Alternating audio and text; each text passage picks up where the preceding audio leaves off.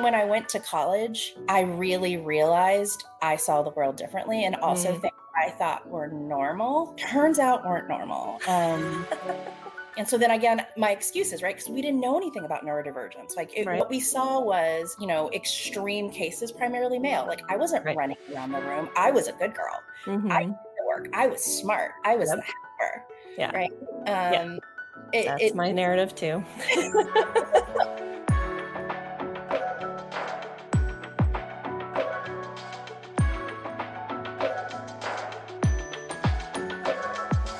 Hello and welcome to Divergent Paths. I'm your host, Dr. Regina McMenemy. I am a doctor, but not that kind of doctor, and this is a podcast, not medical advice. Have you always felt a little different, but didn't know why?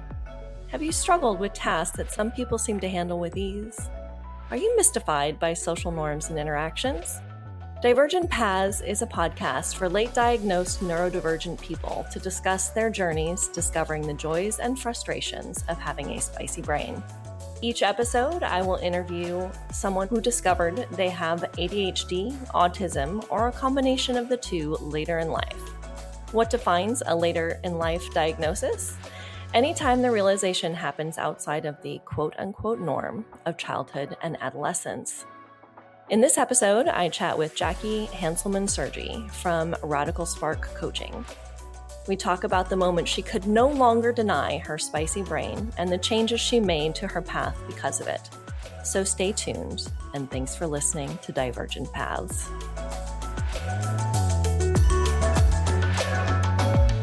Welcome to the show, Jackie. Thank you so much for joining us. Why don't you give me a little background and tell me a little bit about yourself? My name is Jackie Hanselmann Sergi, and I think the most important thing is just I am an evolving human. Professionally, I'm an executive and leadership coach, as well as I kind of like to think of myself as a bit of a career guide to people. I founded my own coaching practice, Radical Spark Coaching, over 7 years ago, and it really maps towards working with, people who identify as women, leaders of color, and working parents, because those are three areas that I identify as. And it's just been the greatest joy to be able to be a bit of a guide and someone who can encourage other people to be evolving humans. Yeah. I think that's a lot of it. I am a mom. I am a working mom. I think, I'm so thankful to be a mom. It wasn't something I was sure I was going to be able to do. And frankly, because of my kids, I realized the spiciness. It was Right. kind of like you couldn't deny the spiciness when you have little humans that Right. you're going, wait a second. This space of like neurospiciness is one where it's been a bit of a journey, Mm-hmm. because it's just been something where when you grow up, I am someone who grew up in the South with a I military didn't know that. family. It's Okay. like, yeah, blended family, both Mm-hmm. parents. It was the, you know, non-healthy Brady Bunch. Right. Two people who married each other that brought kids, and then surprise, there's me. You're in the South and your family looks like the model United Nations. And you have, some siblings that are also half Asian from a different parent. You have another sibling that's half Black from another parent, family member. And like it's this hodgepodge. And then they throw you deep into South Carolina to go. And so I've always felt different. I always felt other because even within my family, no one looked like me. Going to school in South Carolina, having a mom that worked outside of the home, having a dad that was in the military who was never really there. It was just this very special place of learning, figuring things out, but always knowing that our family is different. I'm different, but I just assumed it was trauma that made me different. So it's been kind of an interesting evolution of realizing the yes and of neurospiciness and trauma and how they kind of are interwoven. Not that one has to begot the other, but I think it's our neurospiciness sets our lens to receive the world, right? Like, how do we experience the world? How do we see it? And I truly believe that, trauma happens in a variety of ways, but it was so much easier for me to go, "Oh, well, the trauma is the reason I Right. do this or experience that," because we weren't told of Right. neurospiciness. Right. Yeah, exactly. Well, and as assigned female birth bodies, the ways that we often experience neurodivergence is different to begin with. So you said it was sort of when you're with it emerging from your children, I or couldn't did not see it right? anymore. Okay, you couldn't Uh, deny it. So there were. Did you have inklings before, and what kind of was what did you see before, and what couldn't you deny? yeah, so I'm pretty sure, as I reflect upon kind of like my childhood and many years of therapy, I'm very sure my dad was neurodivergent. Mm-hmm. Um, Even with what he did in the military, he did worst case scenario planning as well as efficiency and things like that. He taught business strategies and stuff. And I was the kid that got my dad. Like, and my dad had a Neck. true, like, I was a favorite, one of his favorites, I would say. My siblings would probably balk at that, but but I Yeah. got him and I understood and I liked things in order and stuff like that. And so I think as a kid I always kind of was doing stuff. Mm, But then when I went to college, I really realized I saw the world differently and also mm, things I thought were normal, turns out weren't normal. And just also a lot of, like, masking and fear that I had. I chose to mhm. go to college away. It was like I feel like college was a bit of an awakening for me to be away from a home. I mean, and also when you grow up in a traumatic space or an abusive home and things of that nature, like, it is like this, "W wait, what do you mean this you don't do Right. this doesn't happen?" And so, I think that was one of the biggest places. I also had, like, crippling OCD and anxiety that I had never had. 'Cause I Mhm. couldn't read the situation Right. Yeah. the same way and Mhm. didn't know how to fit in. I also went to a beautiful liberal arts Lutheran school where there really weren't any people that looked like me. Growing up in South Carolina, I grew up in the capital area near the military base, so there weren't necessarily as many kids that looked like me, but there were Black kids, there were Latino Right. kids, there were other kids, and There was so some diversity. yeah, Mhm. absolutely. And then going to school in Hickory, North Carolina in the mountains, I was like, "What have I done?" And so then again, my excuses, right? Because we didn't know anything about neurodivergence. Like Right. what we saw was, extreme cases, primarily male. Like I wasn't Right. running around the room. I was a good girl. I did Mhm. the work. I was smart. I was the Yep. helper, Yeah. right? Yeah. Um, it, That's it my narrative too. And I was always reading the room. Like, I Mhm. was like, "Oh, yeah, this is what we need to do," and I was Right. done quickly, and I could go do whatever I wanted. I wanted to go read. I Right. wanted to go escape and read. Right. And that, like, that hypervigilance, that reading the room, I think is a combination of, like, the home trauma, right? Where you are if you are in a threatened situation at home and you're not safe there, um, you learn it there, but you learn it as a neurodivergent person as well, because, like, we've talked about, you don't always get the social norms, but one of the problems with not always getting the social norms is, at least for me, I don't see just one option as to why someone might be saying something. Yes! I see 100 options of it, and then that creates even more anxiety in the social moments, because I'm looking both for what's gonna make me feel safe, but also what does the other person need to feel safe, and what is their motivation for whatever it is that they're saying or doing that might possibly be triggering me. Yep. It is an interesting place to be, but I think also with my neurospiciness, and again, the interwovenness of just who you are and the strengths that you learn to Mhm. value that, in your journey has kept you safe, Yep. accepted and approved of. Like kind of we all have like trauma conflict responses, right? Of Right. how we approach, we either accommodate, we Yep. analyze, or we assert. Right? And Mhm. like it goes in a series based on kind of where we are in conflict. Yeah. It became really clear to me that one of the things that I also navigated was a very clear connection with my gut of being like, yeah, I don't like this. I don't want this. Right. but being neurospicy in the space in which I didn't know that I could not like something, Right. Yes. want something, and I think that was a journey that, like, now people would never think, like, the coach Right. that I am, the woman that I'm like, Yeah. I am like head, heart, and gut. What's your gut Right. say? Be a badass. But like Right.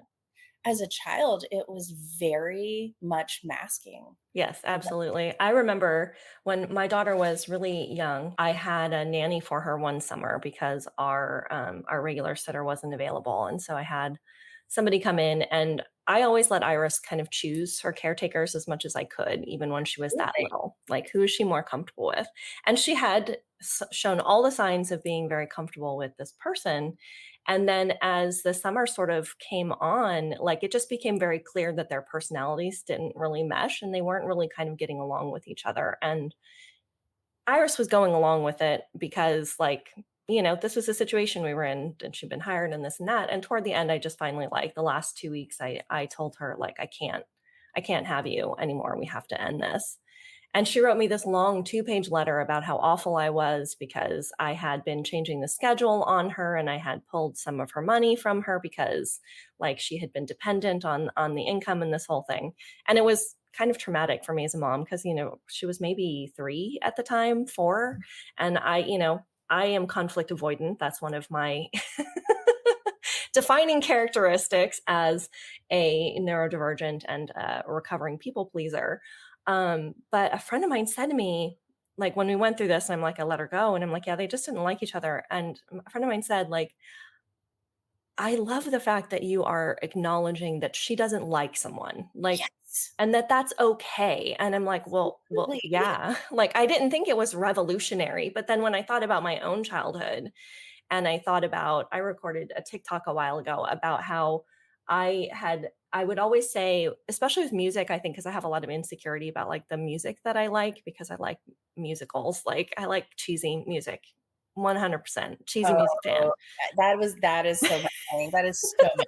Yes. So I'm always, like, deferring to other people of what, like, they don't like and they do. And I told a story about my brother's girlfriend saying she didn't like Coldplay and me saying I didn't like Coldplay, and then but that wasn't true. I really did like Coldplay. And so, like, just little things like that where, like, you don't really know, when you're worried so much and you have all that, like, I don't understand what's happening here or why, and so I need to try to explain it, and I need to try to make it so everybody's comfortable, myself included.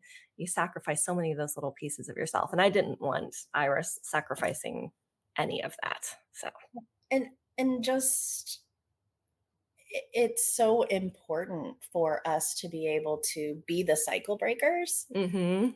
I mean, sometimes when I Yep. talk to one of my kids, it feels like I was like, Adeline, I just assume everyone's neurospicy. They just haven't Right. discovered. Exactly.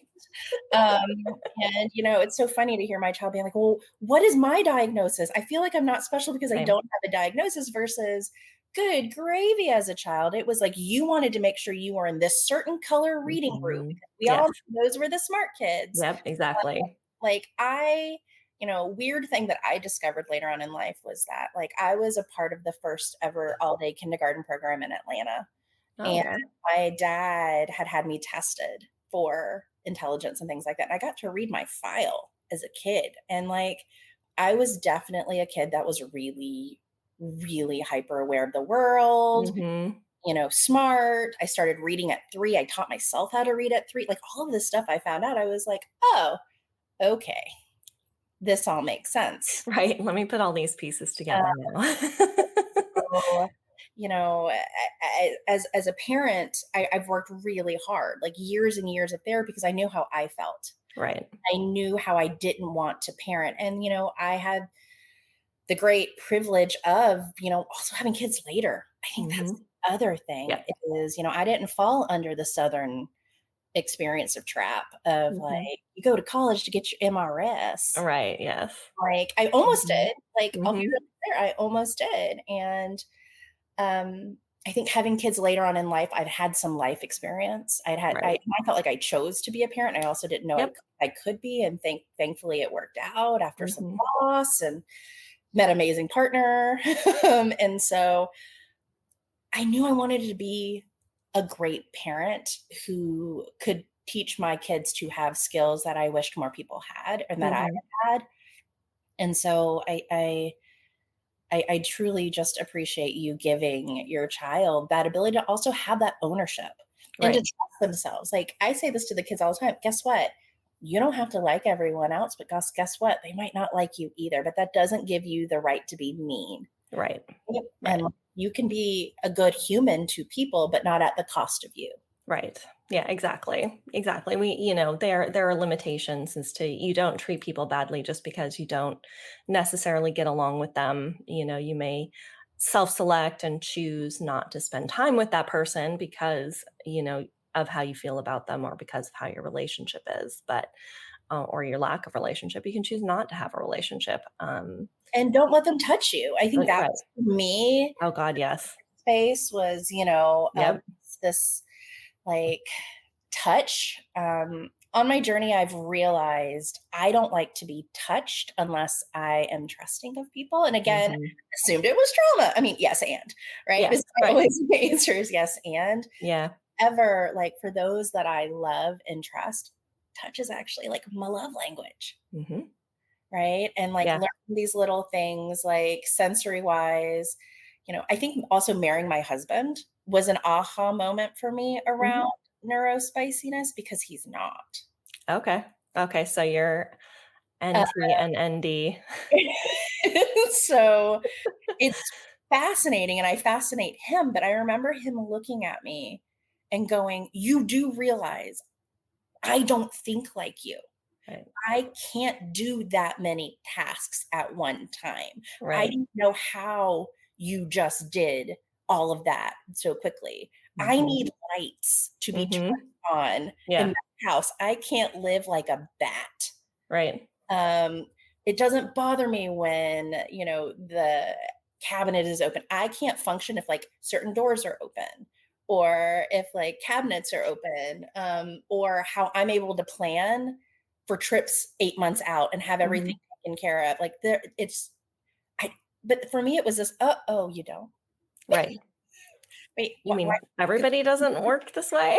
I was frustrated when I was like, "Well, why didn't you think ahead about that?" Or, "Why Right. didn't you do that?" And Yeah. it was a big turning point in our marriage for me to be like, "Oh, yeah." Yeah. Chris and I had a similar moment where, like, when Iris was little, I would pack everything for every contingency, and he didn't understand, and he went through the diaper bag, and he took out a bunch of stuff, to try to make it lighter and easier to carry and whatnot, and then we ended up at the beach, and she didn't have a hat, and she didn't have a hat because he didn't think hats were important, and she's bald, and she's 9 months old, and she didn't have a hat, and so, like,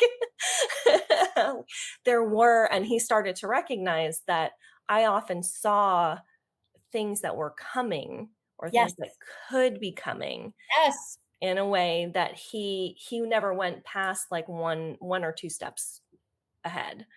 And actually our partnership is really good because he doesn't do that. So we're not both like taking us on like when you're with someone who, because I've had other partners who have been even more neurospicy than I am, and I'm definitely on the, hot end of spicy. And uh, we're not both heading down this doom spiral or this like let's plan for every possible contingency, even though he will say he sees lots of options, and because he does see lots of options, but he doesn't always go like I see not just the next two steps.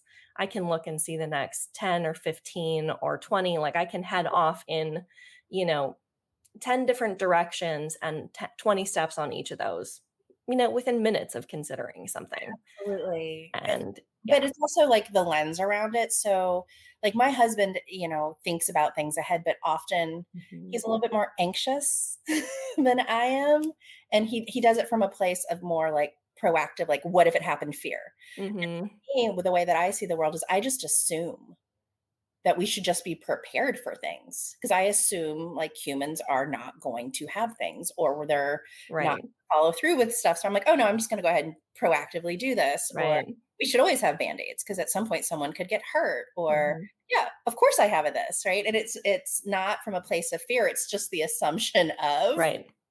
this is what we need. Mhm. Having a husband who is, and again, meeting my husband, like, almost, we got married when we were in our 30s. I think we were 30, 31. Was helpful because I had to figure out who in the hell I was in my 20s. Right. Which is Um, when you should be figuring out who you are. Absolutely, and trying new things. Coming back to kind of the neurospicy, like, aha-ness was like, Mhm. there were inklings, and also we were just learning about it. Right. Say there are, like, 3 big moments of being like, "Huh." Over the last, I would say, like, 3 or 4 years of working with a lot of my clients, me noticing little things about them, and just also these conversations that I was having with these wonderful, amazing clients who were identifying and figuring out and getting diagnosed. Mm. I had So one did you seek out a diagnosis? Do you have a diagnosis or are you no, self-diagnosed? so I have an interesting kind of yes and, which again is Sure. wonderful. Um, I don't have the formal Mhm. diagnosis. What happened was we were in the process of with my children getting them diagnosed, and one of the things was working with, our amazing naturopath who is wonderful, and that sounds so woo woo because we live on the West Coast, but look, when you have illnesses, you got to have a variety of doctors. Yep. And she was like, let's do some genetic swabbing on your kids to understand kind of what's going on. Mm. While we're here, let's go ahead and have yours and Justin's. Mhm. And she actually, we were going through our kid stuff, not shocking. Our kids are, MTHFR, like we have some, the indicators are there, right? Right. How they process things. And then she comes to mine and she goes, so I have some questions for you. Are you diagnosed with, ADHD or things? I was like, what are you talking about? She's like, you have the warrior genetics. And she's like, your genetics. She's like, so talk to me. Can you be in a room where there's a lot of loud noise? Do you seek it? No, she just started doing these diagnose. And I was like, Right. uh-huh, this. And she's like, I was like, so what you're saying is, she's like, yeah, Jackie, like, let's just go ahead and consider you neurospicy. So let's make sure we're doing this, Right. and so that was a bit of that validation. Mhm. Right. And when I've talked to my therapist, she was the one that was like, Jackie, this and trauma go hand in hand. And she's like, she's like, would you like a formal diagnosis? And I was like, I think I know enough to be like, Mhm. yeah, especially after filling out the check documents for my children and being like, yes, yes, wait. And I'm asking Justin, wait, you don't do that? Okay. And then it's like the creepiness of like your phone's listening to you, and all of Right. a sudden all of your like feeds are around like neurospiciness, Mhm. and you're like sitting there looking about. I do have 4 drinks around me. I Right. do focus at work and forget to eat. And people go, how do you forget to eat? I, I Yep. have a disassociation from my body often. Yep. Again, thought it was trauma. Uh, Also, I bump into walls and I have all the bruises. I don't know where they come from, and I will and sometimes they're, like, not just little bruises, they're like, "That had to have hurt at the time it happened." Absolutely. Going to the bathroom, like, quickly, like, making it happen, being efficient. One of the things that I realize and I've embraced is, like, I'm a Muppet. I'm part Muppet, right? And I think that's a partially the reason I'm really good at my job, but also why I love working with kids. Mm. When I'm not coaching, like, adults, because adults are just big humans that haven't been taught how to actually own their feelings. Mhm. We know each other through my work with kids. Like, I love Mhm. working with kids and I love working with adults to own them, like to trust themselves and to own Right. their greatness. Like, that Yeah. is, I figured out that was my purpose. And I was in so many jobs masking, trying to fit into these like normal spaces and never fitting in. Yeah. And Right. do you feel like that's one of the things that you love then the most about this experience and this journey of discovering, like, who you are with this? And for me, it's been a bit of a journey of like, gosh, I can actually use all these things that I was told didn't fit in, or Mhm. I needed to fix this or do that, and like to go out almost 7 years ago and start my own business with a little Mhm. bit of an FU of like, oh really? I'm gonna go Right. do it. And for it to be a practice that I think thrives, and like I love the clients that I work with, and like to get to do something where I authentically just get to be present. Mhm. I never thought this was possible. I had all of these set plans of who I was supposed to be and how I was Mhm. supposed do it. And when I got to be like a senior executive at the firm I wanted to work for, working with the amazing people, Right. and thinking, oh my gosh, this is that thing. And then going, oh my God, I'm dying inside. Right. This doesn't map to my value system. Like, Oh. I just, it Oh, it's so hard. crushed me, right? It's And so crushing, yes. you know, for a long time, I defined myself by my career. Mhm. I knew I could be good at it. I was good at that, and I could control it, and I Yes. could do that. And so, now I think also just having kids is humbling, Yeah. But right? And what was it though? I don't wanna I wanna what was it that pushed you then from if you had reached that level of success and you had the job at the place, yeah, what was it then that made you decide that wasn't it? Like that internal sense of dread? Like was there something that happened? Like what was the turning point? you know, the turning point was, there was a couple of things that had kind of started to happen, but the big one was identifying that, I was pregnant with my second child. Okay. That's one of the reasons my child's name is Luca, which means light or spark in Italian, Oh. is my Ah. is because Luca was my spark, that helped me be honest with Mm. myself. I was doing this job. I'd actually started the job pregnant with my first child, and, like, nobody told me how to do that, and that parenting and motherhood was going to be also a grieving process. Yes. And, like, I remember I wrote an article about this, like, after Addie was born, because I had an amazing boss, Katie Bouton, shout out to you, who pulled me aside and was like, "Hey, I see you. I see you trying to be good at everything and prove yourself, and, like, you're doing Mhm. all the things." So you come back like, "I gotta come back and be better." Right. Like, I'm gonna tell you, like, some of the biggest losses of my life, one of them was, like, losing my mom, and the other was having kids, because I had to grieve the lady that I was, and I'm gonna really encourage you to understand that you are a different person. And, like, Mhm. that has become one of the, like, biggest parts of what I coach people is, like, you get to evolve Yes. and you get to grieve. Right. So I, And grief kind is evolution. yeah, and so I was at this level, I was managing multiple people across the country, we were doing great work, I worked at a, executive search firm, I was doing coaching, but it was actually a coach that I was working with that was like, "So why aren't you coaching?" And I had been coaching, like, throughout my career, I'd done, like, coaching internally, right, and Yeah. done Mhm. trainings and stuff like that, but Yep. she was like, "Why aren't you coaching, like, doing this thing? This is what you light up about, this is what you're good at, and you're doing all Mhm. this other stuff." And I was like, "Because it's not a real job." As I say this to an executive coach. "Hey, neurospicy, you say the truth sometimes, and people aren't ready for it," right? And she was like, well, actually." And so she gave me something that was really strong around giving me some structure. And she's like, "Hey, I recommend you go do a program." She's like, "I think you're already a phenomenal coach just from what I'm hearing. Mhm. But go get your validation Right. doing this." And I was like, "Oh, okay, that's crazy." I had a child that was just turning 2. I was like, "Okay, I'll do this." And so I chose to go and do CTI, which is the Coaches Training Institute at the time. It's now called Coactive. It's one of the oldest coaching programs in the country. Mhm. And I went away for one of the first times away from my baby. Right. I went to Seattle to do this fundamentals course, and I just didn't feel right. Didn't feel right. And for some reason, I had a pregnancy test in my bag. It was old. I was like, "There's no way. There's no way I'm pregnant." That's not what this is. Yeah, right? And so I was like, "Man, let's go pee on a stick." And it was like 3 in the morning. I pee on a stick and I went, "Oh boy." And so then thankfully I was in Seattle, and Amazon's right there. So I had Amazon bring me within like a couple of hours some more pregnancy tests, some eyeshadow, and some chocolate bars.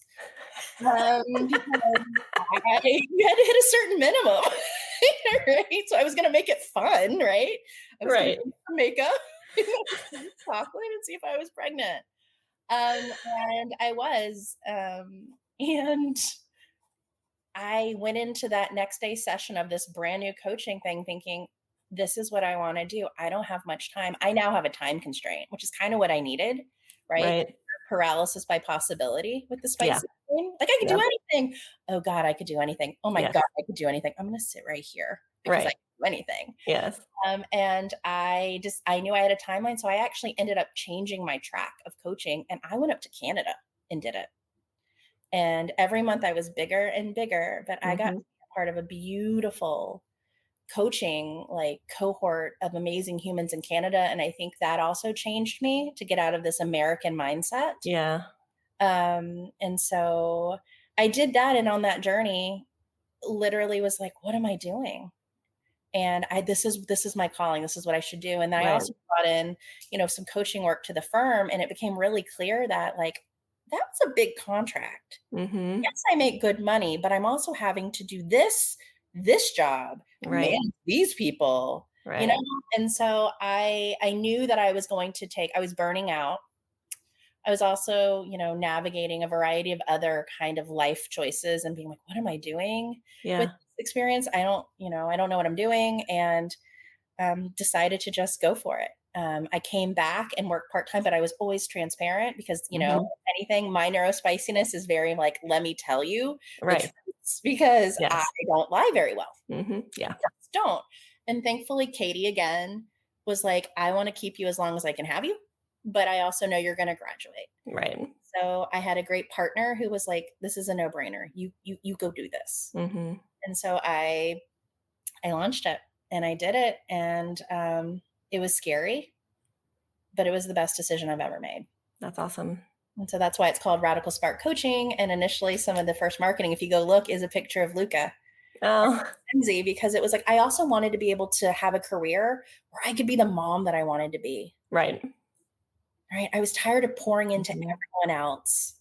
Right. And not actually having the control of the pouring over. You know what I mean? Right. 'Cause you're working for an organization, you got to work with clients you You don't like. have their expectations that you have to match, and you can't say that's not in alignment or no, that's not what Yes. I'm doing, Yeah, etc. like, Yeah. that's a whole other conversation around, when Mhm. you know it's not fit for you and then you Right. start getting resentful, Yeah. or you just, like, you you disassociate, Yeah.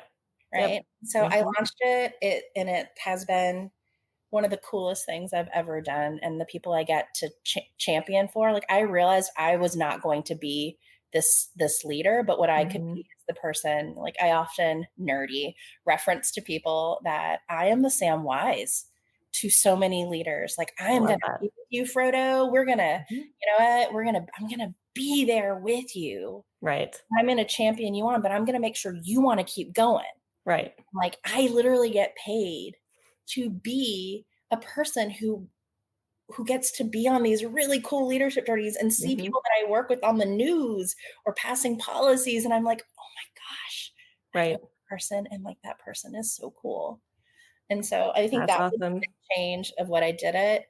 You had asked some other things that come with the neurospicy, like, superpowers. One of them is a really and it's both I think it's a double-edged sword, Mhm. is smell. Yes. I oh gosh, it was so bad when I was pregnant, like, just these hypersensory factors, Yep. extreme sense of smell, extreme sense of taste. Also, I've always been particular about my fabrics, like how Mhm. cutting, like, tags out, wearing soft clothing, Mhm. actually liking, like, tight fit certain things. Yep. Like, the kid, I would ask to be swaddled as a child, like, to sleep. Right, yeah. Like, they're when I look back, I'm like, "Oh, Right. yeah." I mean, it is easier to go back and be like, "Oh, there Yeah. were some pretty big indicators pretty early on." Yeah, Yeah. but we didn't know. I feel like our generation, Mhm. ish, is one that because we've been doing the work, we now have this ownership and understanding, which Right. again is also us trying to control things, but hey, Yeah. that's Yeah. fine. That's valid. But it's fine. But, like, having kids who get to be excited to know that there is life beyond binaries and Mhm. things, that doesn't mean you can be a jerk or stuff like that. In fact, Right. I believe it makes kids kinder and more aware of their actions and self by having Mhm. this freedom of understanding choice, Yeah. but also understanding like, gosh, that person sees the world a little bit different than you, Yeah. Yeah. right? I think that is a gift that we get to give this Mhm. next generation. And for some people who don't understand it, they're like, oh, that's just an excuse. I'm sure anything can be an excuse, right? Right, right. But I think not. I just along those lines, I just heard someone say, an excuse like I always part of my what I think is the manifestation of my autism is this this need that like one of my special interests that has always persisted is language. Like I am really good with words. And when I did, I think I talked about this in the first episode in my interview. When I did my assessment, there was one word I did not know the dictionary definition of, and it was like 50 words. Like I knew like I could just spit them out. And I watched her face as I was doing this, and I'm like, if you hit it, like this is it, like this is a special interest. And so I always want to find the words that put the meaning and the explanation forward. And I get upset when people say I'm making excuses because that's not what I'm doing. I'm trying to explain. And so I just heard someone say the difference between an explanation and an excuse is when you're making an excuse, you're wanting to continue doing whatever it is you've done. And if you have hurt someone and you're trying to explain why you want to continue to hurt them, Mm, that's an excuse. yeah. But when you are trying to explain where you were, where your processing was, why it happened the way it happened, and how you're working on changing it, that is not an Absolutely excuse. not. And that was like really nice for me to be able to finally say, like, I'm not trying to excuse myself from this so I can do it again. Like, and I won't say I won't do it again because I am an evolving human. And I'm growing in some very significant ways right now. And this is really important. Yes. But I will make mistakes. And there's a very different thing from making mistakes and saying, it's okay that I do this, and making mistakes and saying, I'm working on not doing this because it's not okay. There's responsibility there that I think that is important. Mhm. I'm always telling the kids that like what we do is, be thoughtful of that, but it's really the repair and the learning Right. Yeah. that is what unpacks kind of like the spaces to do it again, but also just the humanity of it. Mhm. Um, it's it's just a lot to unpack the space of that otherness and that spicy brain where it's like I had to learn to stop justifying my answers or trying Right. to validate because I think this comes with ownership and awareness and maybe just age of being like, guess what? Not everyone gets to be brought along. Right. Not everyone gets to understand me because you know what? They don't want to, Right. right? Right. And when people show you who they are, you believe them. Believe them. Yes, Right? absolutely. And I spent so Absolutely. much time trying to, like, validate or justify, or if I could just explain it to them the right way, Right. they'll Yep. get it or get Right. me or see it, and Right. just learning sometimes just be like, "No." Yeah. You No, just don't, and you don't deserve my time and energy for me to try to unpack this for you. that's okay, but, And like, that's okay. Right. it's And not allowed for us. this I know, disappointing people, like, I put as a priority right now. Like, I'm gonna disappoint you. No is a complete sentence, right? Right. Yeah. Clarity is both Mhm. kindness and harm Yeah, reduction. exactly. So if you had the opportunity with where you're at now and at this point in your journey and in kind of your recognition, and you could go back and tell yourself something about where you're at now versus where you were then, that's not your diagnosis, that isn't, ADHD and, complex trauma, what would you say to your younger self? Yeah, I mean, this is such a great question, and it's definitely one that the answer has evolved throughout, like, my growth. The biggest one is you are good. Oh, You are not broken. You are absolutely made the way that you were supposed to be, and that, trust yourself and love yourself, I think is Mm-hmm. the biggest thing. And that like other people are never going to validate you the way that you could validate yourself. Yeah. And that was just big learning. And no, it was okay. Yes. Yeah. Yeah. That's beautiful. Thank you.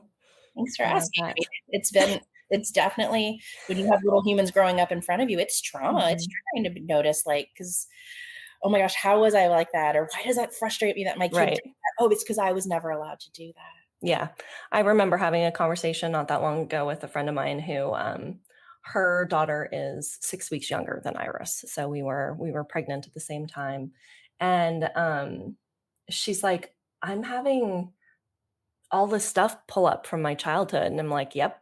And she's like, how do you know this is what I'm about to say? And I'm like, because like we're watching our children at the ages that we were. And so when you hit the ages that you experience trauma with your kids, your trauma is going to creep back up into Absolutely. your mind. Like there, it's and especially if it's unresolved and you know. Absolutely. And it is a choice to be Mhm. and quite frankly, a privilege Yeah. to be aware and to have help Yep. to not continue the cycles Yep.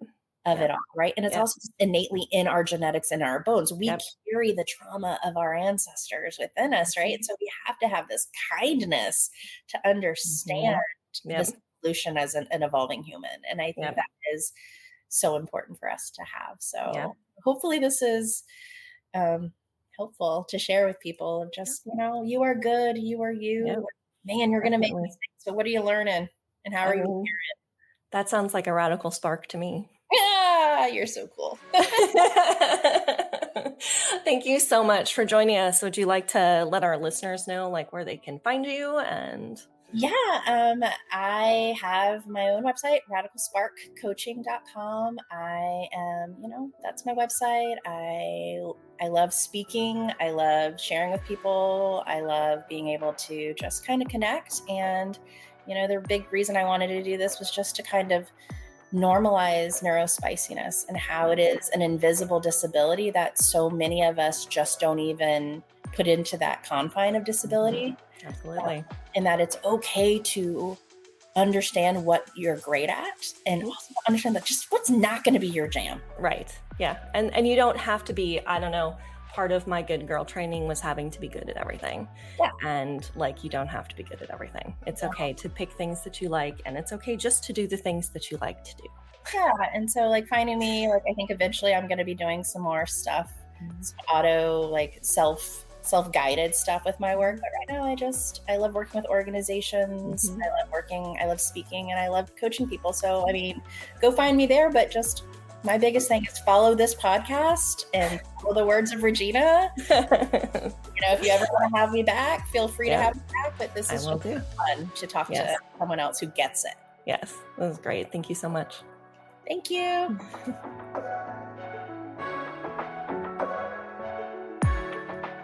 A huge thank you to Jackie for sharing her story with us. Be sure to follow Radical Spark Coaching on Facebook or LinkedIn. Make sure to subscribe to this podcast wherever you listen, like and leave a review, and share with your spicy brained friends or someone you know who loves someone with a spicy brain. Follow us on Instagram at Divergent Paths Consulting, no spaces. And until next time, stay spicy.